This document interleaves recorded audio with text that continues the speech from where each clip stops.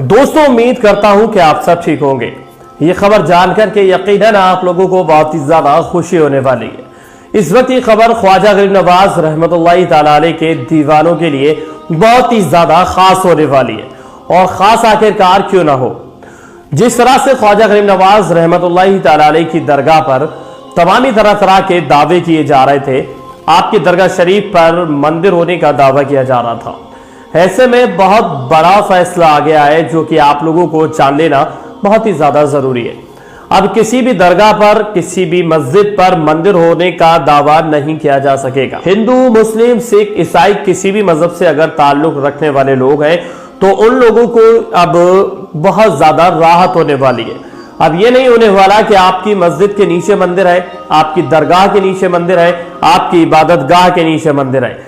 तमामी तरह के आज यहाँ पर बहुत बड़ी खुशी हुई है और ये खुशी मेरी और आपकी खुशी नहीं बल्कि तमामी मुसलमानों को खुशी है। और ख्वाजा गरीब नवाज के दीवानों में खुशी की लहर है और यकीनन ख्वाजा गरीब नवाज रहमतुल्लाहि ताला अलैह के जो दीवाने हैं वो बहुत ही ज्यादा खुश नजर आएंगे। तो ये वीडियो आप तमामी लोगों को देख लेना बहुत ही ज्यादा जरूरी है। इस वीडियो में जो कुछ बताया गया है वो आप लोगों को बहुत ही गौर से सुनना है, बहुत ही ज्यादा जरूरी है।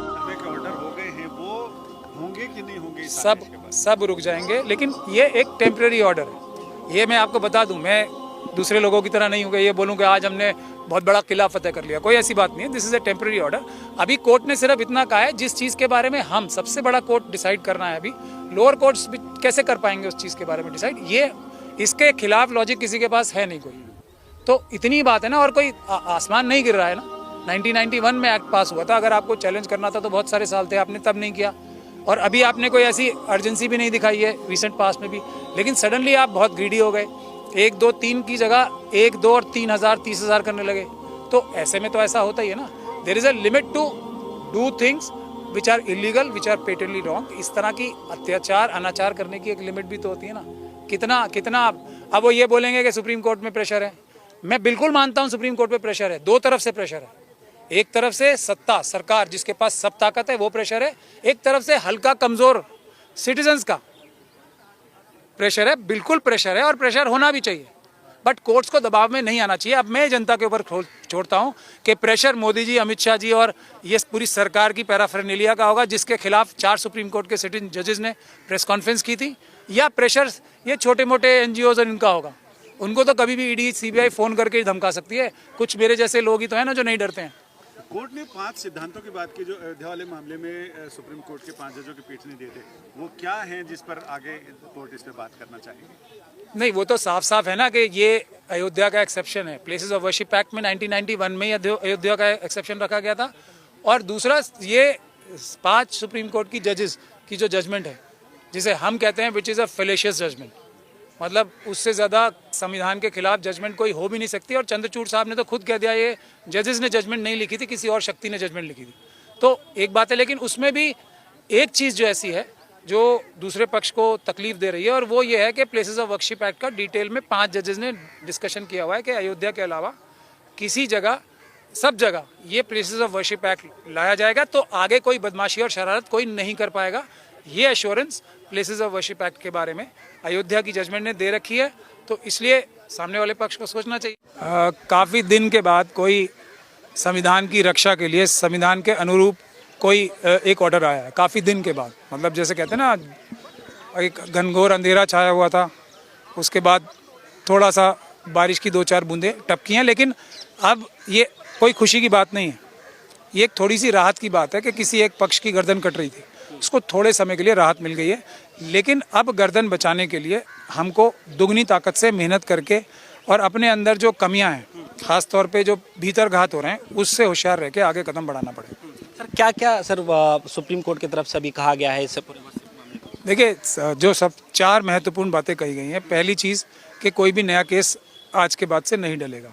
दूसरी चीज़ कि कोई भी फाइनल या टेम्परेरी, इंटरिम या फाइनल ऑर्डर पास नहीं करेगा कोई भी अदालत देश की। चौथी चीज़ कि कोई भी सर्वे का ऑर्डर, ये उन्होंने स्पेशली, हालांकि इसकी ज़रूरत नहीं थी, इंटरिम ऑर्डर्स में वो कवर हो जाता है, फिर भी माननीय उच्चतम न्यायालय ने ये भी कहा है कि कोई भी सर्वे का ऑर्डर अदालत नहीं करेगी जब तक, कब तक, अगली तारीख तक।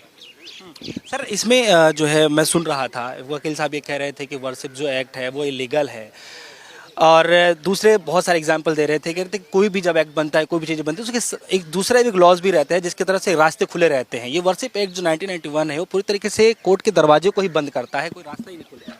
तो इसलिए इस पे देखिए ये एक आर्ग्यूमेंट है, बिल्कुल आर्ग्यूमेंट है, इसमें मना नहीं किया जा सकता। लेकिन अदालत ने जो स्टे लगाया, अभी जो पूरा इकोसिस्टम उसको क्रिटिसाइज़ कर रहा है मनुवादी मानसिकता का, वो क्या कह रहा है कि अदालतों को जवाब में ले लिया, इसमें ले लिया, इसलिए ऐसा ऑर्डर कर दिया। तो उसकी वजह भी मैं आपको बता दूं कि दबाव में तो अदालतें हैं, दो तरह के दबाव हैं, इसमें कोई शक नहीं है, मैं उनकी बात से एग्री करता हूँ। एक तरफ दबाव है नरेंद्र मोदी जी का, अमित शाह जी का, मोहन भागवत जी का, पूरे सरकार के सारे तंत्र का दबाव है। दूसरी तरफ दबाव है देश की भोली भाली आम जनता का, जो कि ऑर्गेनाइज्ड भी नहीं है। वो सिर्फ उनका दबाव ये है कि संविधान के हिसाब से चलो, और इधर का दबाव सरकार की तरफ से दबाव ये है कि संविधान तोड़ो। अब कौन सा दबाव भारी पड़ेगा ये फैसलों से नज़र आता है। तो आज थोड़ा सा जनता का दबाव भारी पड़ गया, जनता की आवाज़ भारी पड़ गई कि संविधान की आवाज़ थोड़ी सी भारी पड़ गई, तो अब जो मनुवादी हैं बिल बिला रहे हैं, यही बात है। लेकिन ऑर्डर कोर्ट ने यही कह के फाइल किया, और जो बहुत लॉजिकल बात है कि आप कह रहे हो गलत है, आप ही कह रहे हो ना ये एक्ट गलत है, और आप हमारे पास आ गए सीधे ये कहने के इसको ख़त्म ही कर दो, इसको एक्ट को 3 और 4 धारा जो हैं, और फिर आप ये भी कह रहे हो कि सारी निचली अदालतें जब तक कि हमने फैसला नहीं किया कुछ उस पर फैसले करते रहे। ये तो नहीं होता ना। जब सबसे बड़ी अदालत किसी चीज़ को संज्ञान में ले चुकी है, तो निचली अदालतों को उस आदेश का इंतज़ार करना पड़ेगा ना। इस वजह से कोर्ट ने स्टे दिया है। अब इसमें दूसरी वजह जो है, जो समझनी चाहिए कि गिनती कैसे होती है, 1 2 3 जैसे था, अयोध्या तो झांकी है, मथुरा काशी बाकी है, यही था ना। अब ये 1 2 3 के बाद 30,000 40,000 1 लाख शुरू करेंगे तो काटा जितना काटा उतना चबा नहीं पाए, ये हो गया मनुवादियों के साथ अभी। तो ये समझने की बात है। और दूसरा एक और भी बुनियादी बात ये कि कौन सा पहाड़ टूट जाएगा। अभी 1991 से ये केस था, ये एक्ट तो 1991 में आया था ना, 2014 से ही तो इनको एकदम पूरा कोई एनर्जी मिल गई जिसको ये परस्यू कर रहे हैं, और फिर भी कोई ऐसी पूरी ताकत लगा के अर्जेंट कोई एप्लीकेशंस लगाते, कुछ पुश करके इसको फैसला करा लेते। अब जब कोर्ट ने सिर्फ अगली तारीख तक के लिए स्टे लगाया, तो इसमें कोर्ट को गाली देना शुरू कर देना, हम इसमें बिल्कुल खुश नहीं हो रहे हैं। ये सिर्फ एक टेम्प्रेरी ऑर्डर है, हमें इसके लिए बहुत संघर्ष अभी आगे बाकी है, तैयार रहना पड़ेगा, मेहनत बहुत बाकी है, तब जाके इसमें कुछ सरकार से भी जवाब मांगा गया है, कब तक का सर इस पे टाइम दिया गया है? देखिए सरकार को तो यही बात है कि सरकार तो इस पर अपना जवाब फाइल ही नहीं कर पाई अभी तक।